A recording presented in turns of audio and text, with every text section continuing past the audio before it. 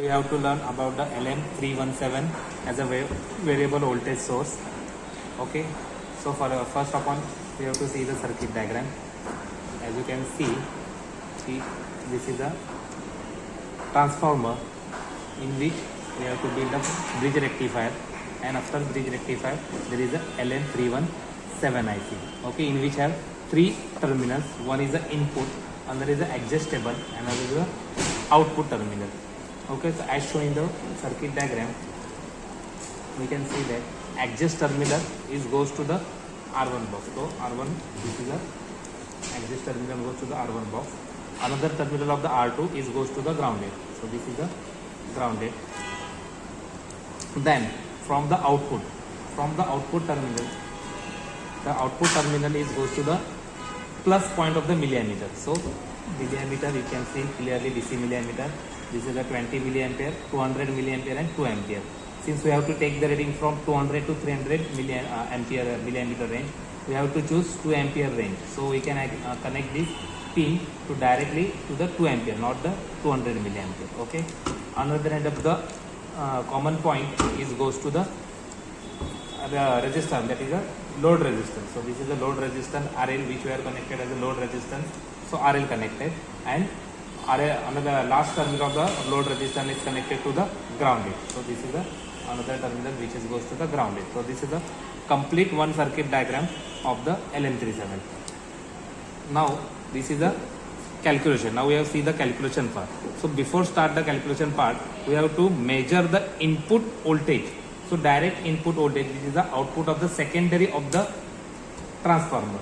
So with the help of the voltmeter, we can now measure this output voltage. Okay. So remove this.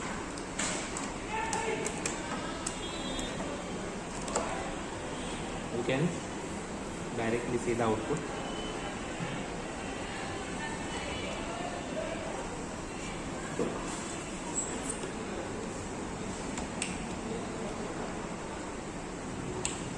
You can start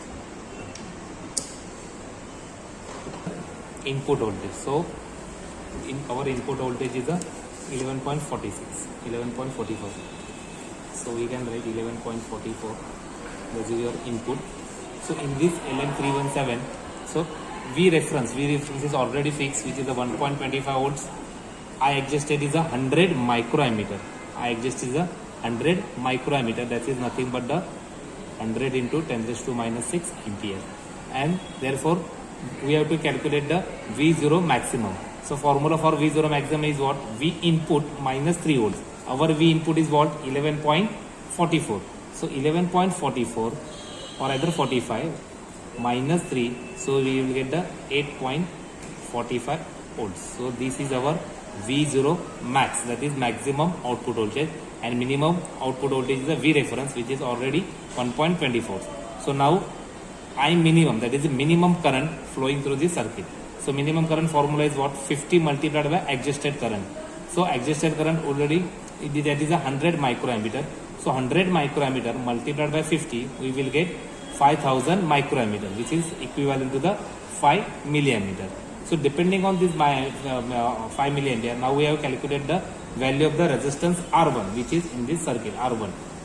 So formula for R1 is what? V reference divided by I minimum. V reference already given 1.25 volts and I minimum is a 5 milliampere. If we can calculate 1.25 upon 5, we will get the answer 250 ohms. Since 250 ohm which is not available, we can approximately 247 or rather 240 ohm resistor, which is directly connected inside our circuit. You can see by the color code, we will get the approximately 247 ohm resistance. Okay.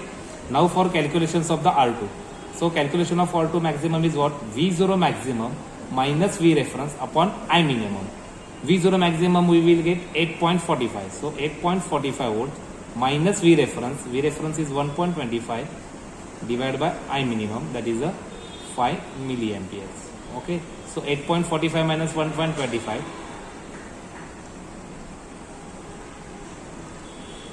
which will get 7.25 upon 5 milliampere. So 7.25 divided by 5, 10 raised to plus 3. So roughly we will get 1.44 kilo ohms. or either equivalent to 1440. So now we have to choose the value of this R2 which we are connected in this circuit. This is a R2 which we are connected in this circuit. R2 is connected between the adjust and the ground. R2 is connected between the zero. You can see, so this is the adjusted point and this is the grounded point. So R2 is connected between the value of R2 is a 1440. So now we can clearly see that this is 1000. So I am putting the switching on 1000 on. This is 1000. Then this is 200, this 1000, 1200, 1400, and then this 2020. So exactly now you can see, so 1000, 1200, 1200 plus 200, 1400, and this is 20, that is 40. So 1440. So we will for 1440. Now actual taking of the reading. So first reading is what? First reading is a VNL, that is no load. No load means what? When we are applying the maximum the resistance in the resistance box, which is we are connected as a load resistance. So in this load resistance, the infinite key resistance is nothing but the no load. That is we are nothing applying the load. So in no load condition, we will get that is your VFL. So VFL is 11.40. So we can write 11.40 in VFL, which is no load, V no load. And at that time no load because of no current is flowing inside the circuit. So current is usual 0 ampere. So we will write in 0 ampere when RL is a infinite resistance. Now we have to remove one by one the resistance, starting from the 60 kilo ohms hour, I think.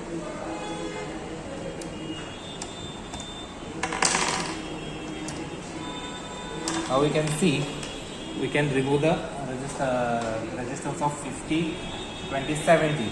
So for 70 ohms, we will get the voltage is at approximately 10.40. Current is 90 milliampere. 0.091 ampere, which is equivalent to the 90 milliamperes. Then reduce the value 65, 50, 60, and or approximately this is 50 and 60, 50 and 10, 60. So for 60 we will get 100 milliamperes. This is 10.30. And 55,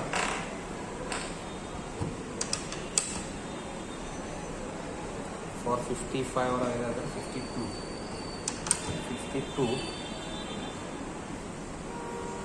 52 approximately 120, and voltage is 10.15.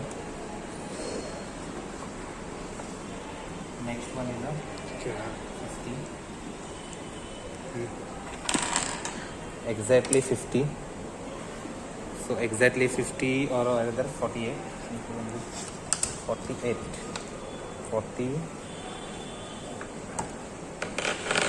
or rather 45. In for 45 we will get around 137 or 140.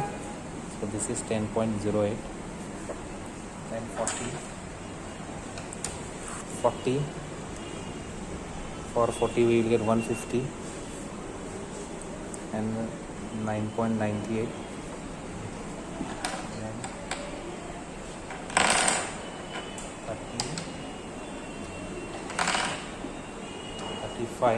35 is 180 or 175. 9.76.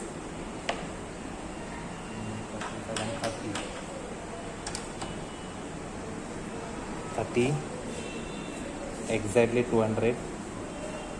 Voltage is 9.58. Reduce just down. 39,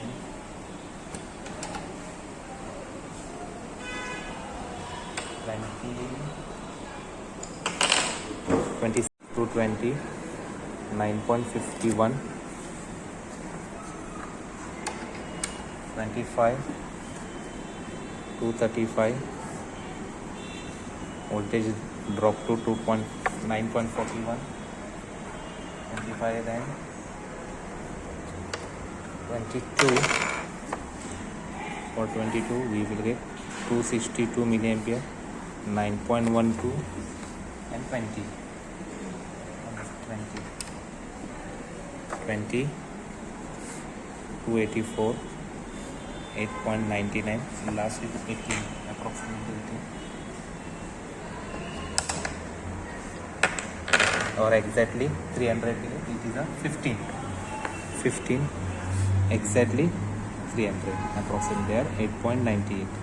So this is a complete set of the readings, starting from the infinity to 15 ohms. We will get the voltage from 11.40 volts VNO load to the and full load. Since we are maximum current is a 300 milliampere, which is known as a full load, because we are getting the maximum current, which is a full load, which is a 300 milliampere, and we will get the voltage is a 8.98.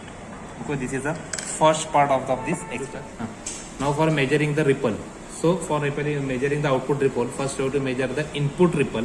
So input ripple is what? VIR at IFL maximum current. So maximum current is for 15 ohms, which is a 300 milliampere. Okay.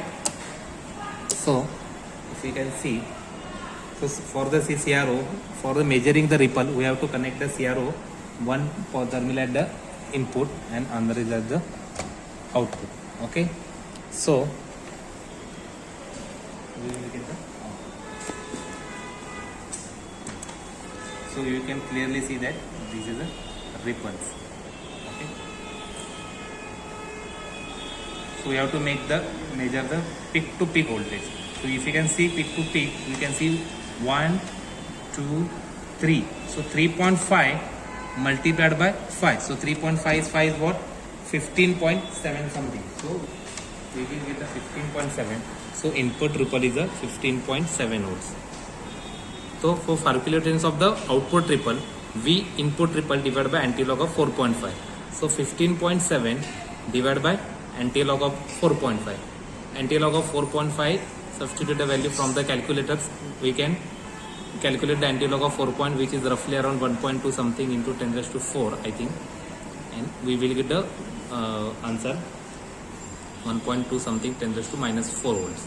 It is a microvolt range.